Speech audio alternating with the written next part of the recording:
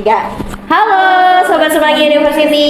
Alhamdulillah kembali lagi dengan sesi yang teman-teman tunggu, yaitu bedah buku bersama Semanggi University dan Coach Shop Jakarta. Dan saya Salsa. Hari ini saya tidak sendiri. Saya ditemani oleh dua kakak cantik di sebelah saya yang akan memperkenalkan diri ke teman-teman di rumah. Halo, nama saya Sisil. Saya dari admin pelunasan dari Coach Shop Jakarta. Kalau saya dengan Novi, saya dari Coach Surabaya Timur, tapi lagi magang nih di Coach Jakarta. Oke, lagi intern ya. Biasanya teman-teman Semanggi pasti lihat Kak Novi ini di Coach Surabaya Timur ya. Tapi hari ini lagi mampir ke Coach Jakarta. Nah, Kak Sisil sama Kak Novi ini dari divisi apa?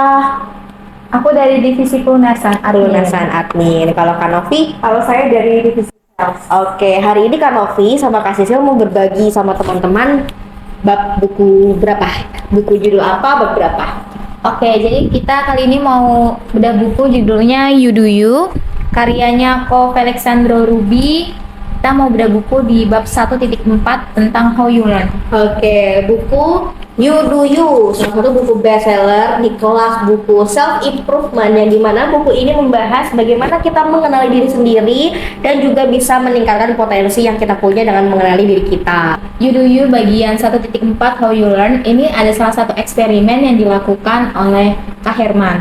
Jadi Kak Herman ini melakukan satu eksperimen tentang bagaimana seseorang itu bisa mengingat seberapa lama seseorang bisa mengingat. Jadi dari hasil eksperimen tersebut, Kak Herman tuh menyimpulkan kalau hari pertama kita itu bisa mengingat 100% apa yang telah kita pelajari. Tapi kalau di hari berikutnya kayak 3-7 hari itu akan berkurang sekitar 50-70%.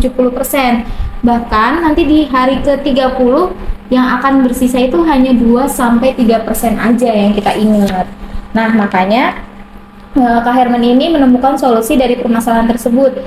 Kita itu harus mengingat atau mereview atau merecall pelajaran yang kita telah pelajari sebelumnya itu kurang lebih 10 menit setiap harinya, supaya kita itu bisa selalu ingat apa yang telah kita pelajari. Oke, berarti dari bab 1 bagian 4 ini udah langsung didukung dengan fakta ya, bahwa faktanya semua manusia itu memang punya keterbatasan dalam mengingat. Tadi di penelitian yang sudah dibahas sama Kak Sisil, bahwasanya manusia akan mengingat sebuah hal 100% di hari pertama, tapi kelanjutannya di hari ketiga sampai ke-7 itu akan berkurang 50 sampai bahkan 70%. Itu hampir gak ingat sama sekali, kecuali digoyang-goyang ya. Nah, bahkan manusia akan hanya mengingat 2-3% kalau dia nggak recall atau pelajari kembali. Makanya buat teman-teman di rumah yang temennya selalu lupa sama hutang, itu wajar banget karena didukung oleh penelitian tadi ya.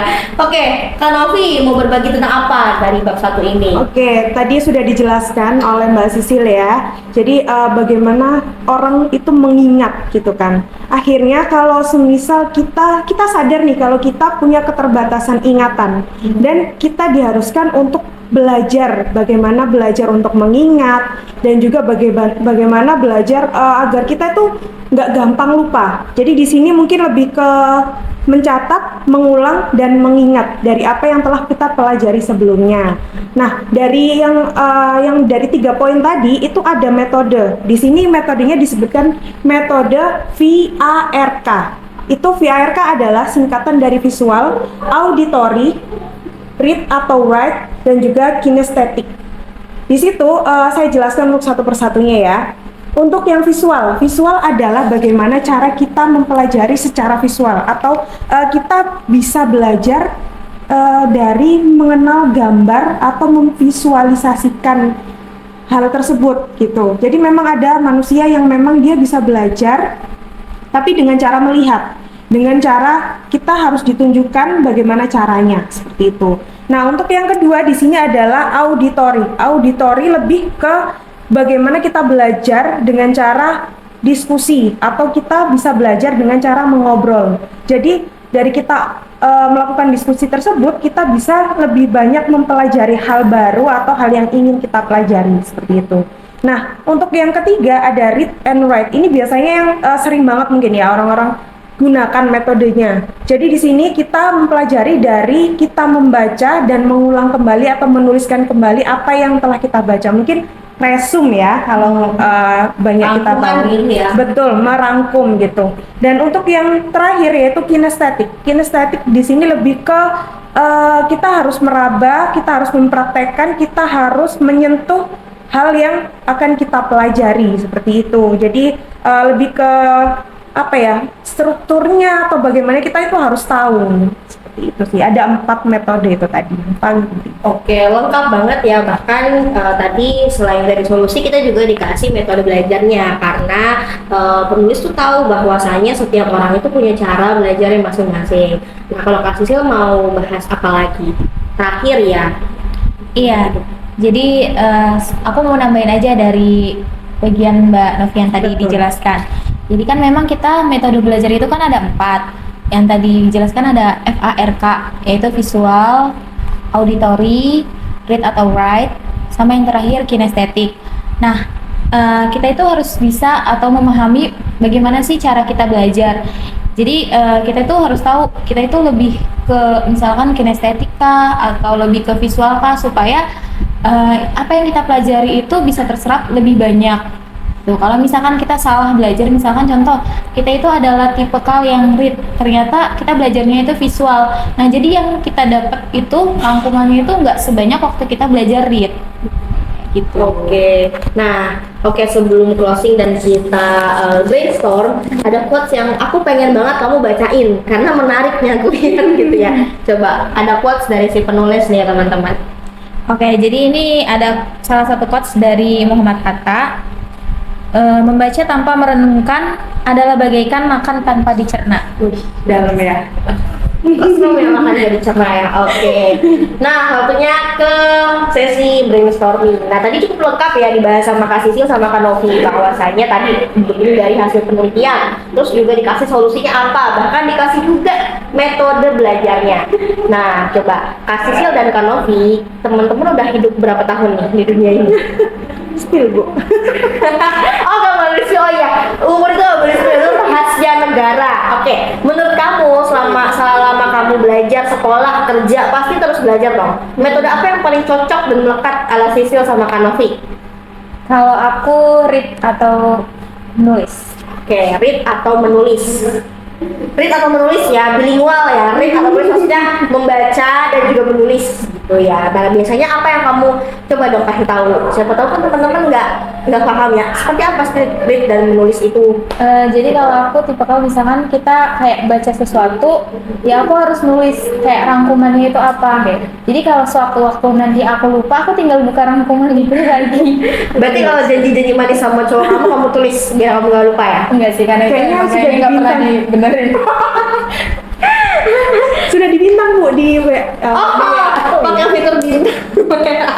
Oke, kalau Mbak Novi, kurang lebih sama sih, Bu. Jadi read atau write. Jadi saya lebih ke membaca dan menyimpulkan. Mungkin kalau kadang menulis ulang sih, lebih ke menulis ulang juga. Soalnya Oke. saya pernah mencoba untuk belajar dengan metode lain, itu kurang bisa dicerna sih, kurang bisa masuk ini ya seperti itu. biasanya kamu metode belajar ini kamu gunakan dalam momen-momen seperti apa? Apakah ketika Mbak Novi ulangan, atau misalkan nulis janji-janji manisnya cowok kamu, atau ketika lagi utangnya temen kamu?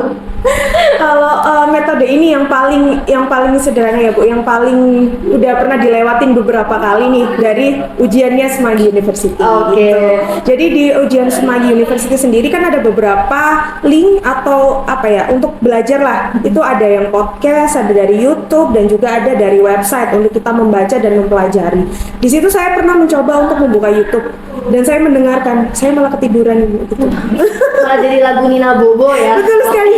Saya juga nggak tahu karena saya mau mencerna omongannya juga kayak lebih susah sih, Bu. Jadi akhirnya saya belajar untuk menggunakan metode membaca. Jadi saya membuka salah satu website Artikel gitu ya. artikel websitenya itu ada 3 sih biasanya yang di-share, itu selalu saya baca 3-tiganya dan itu lebih bisa masuk. Dan saya tulis ulang kembali sih biasanya. Oke. Nah, jadi tadi Kak Sisil sama Kak Novi ini metode belajarnya hampir sama ya, yaitu read dan write. Kalau saya pribadi read and write juga, cuman terkadang kan kita lelah ya untuk membaca dan menulis. Karena waktu dulu zaman sekolah, saya tuh hobi banget kalau sebelum ulangan, saya akan ngerangkum apa yang saya baca. Tapi lama-lama saya capek ya, karena saya tuh orangnya SKS. Apa itu, Bu? Sistem kebut. Oh, sistem kebut semalam. Nah, cara saya belajar adalah, ini teman saya belajar. Saya bilang, kamu baca deh. Nanti jadi saya ingat apa yang dia bacakan gitu. Cuman kan nggak semua teman kita mau ya kan, aus sampai gitu ya. Cuman bahwasanya dari semua metode belajar semua itu bagus ya, asalkan kita bisa menempatkannya dengan cocok dengan apa yang kita kuasai dan juga hal apa yang ingin kita pelajari. Misalkan contoh konkretnya adalah gak semua orang bisa belajar sepeda hanya dengan menonton YouTube. Ya nggak, dia tentunya harus praktek dari kinestesi tadi ya, kinestetik ya. Bahkan saya pernah punya, mungkin teman-teman kenal di sini ya, salah satu teman kita tuh ada dari divisi yang lain teman-teman. Beliau ini belajar mobil dari YouTube, itu unik banget, kayak saya kaget, hah, belajar mobil dari YouTube. Biasanya orang belajar mobil dari mana sih, kan kursus mobil atau misalkan belajar sama ayahnya, ini belajar dari YouTube terus langsung bawa mobil. Keren. Kayaknya ada deh bikin SIM via Zoom gitu ya lama-lama. Saking kayak itu kan berarti membuktikan bahwa saya setiap metode pembelajaran itu nggak ada yang buruk, tergantung kitanya aja bisa nyocokin nggak sama kemampuan kita seperti itu. Dan kalau kita misalkan bisa mengkolaborasikan setiap metode belajar itu akan menghasilkan sesuatu yang lebih optimal. Contohnya lagi, misalkan tadi kayak Kak Novi kan sales ya. Kalau misalkan cuma belajar teori aja untuk produk yang begitu banyak, pasti Kak Novi pusing sendiri, ya enggak? Tanpa tahu fisiknya. Tapi Kak Novi kadang untuk produk knowledge di sini suka diambilin barangnya, dikasih pegang, dikasih coba, sehingga melekat sama Kak Novi. Dan yang terpenting, metode pelajaran apapun nggak akan bagus kalau kamu nggak ulang-ulang. Betul. Ya enggak? Percuma aja kamu ngerangkum tapi kerangkuman kamu nggak pernah kamu baca, kamu tumpuk untuk tidur. Percuma aja kamu searching podcast dari moderator ini dan itu, tapi kalau kamu nggak mendengarkan secara baik, ya percuma. Sama kayak quotes tadi, percuma aja kalau kamu baca tapi nggak kamu renungkan gitu ya teman-teman. Tanpa dicerna. Iya, wah nggak terasa ya kita udah 15 menit ke depan nih, kurang lebih membahas salah satu bab yang menarik banget dari buku Yuduyu. Nah teman-teman semanggi, kalau misalkan suka video ini jangan lupa like, subscribe, dan komen di kolom komentar. Kedepannya kita harus bikin video seperti apa lagi dan buku apa sih yang pengen banget kalian kita bahas gitu ya. Kita akan baca komennya dan balas-balasin ya. Oke, sebelum kita berpisah, Kak Novi sama Kak Sisil kasih tahu dong konsep ini apa sih? Konsep ini adalah salah satu pusat solusi perbelanjaan untuk support kamu di dalam bidang bisnis kamu. Misal kamu butuh printer kasir, alat kasir, barcode printer, ataupun ID card, semuanya ada di sini. Pokoknya semua yang support untuk bisnis dan juga usaha kamu, kita semua ada. Nah, kalau teman-teman berminat, teman-teman bisa kunjungi laman website kita di workshop.co.id atau bisa datang langsung ke Rukan Mangga 2 Mall, Blok A nomor 7. Nah, nanti sini ketemu Kak Novi dan juga Kak Sisil ya sebagai frontliner. Oke, terima kasih banyak Kak Novi dan Kak Sisil atas share-nya. Sampai bertemu di sesi selanjutnya. Sampai jumpa.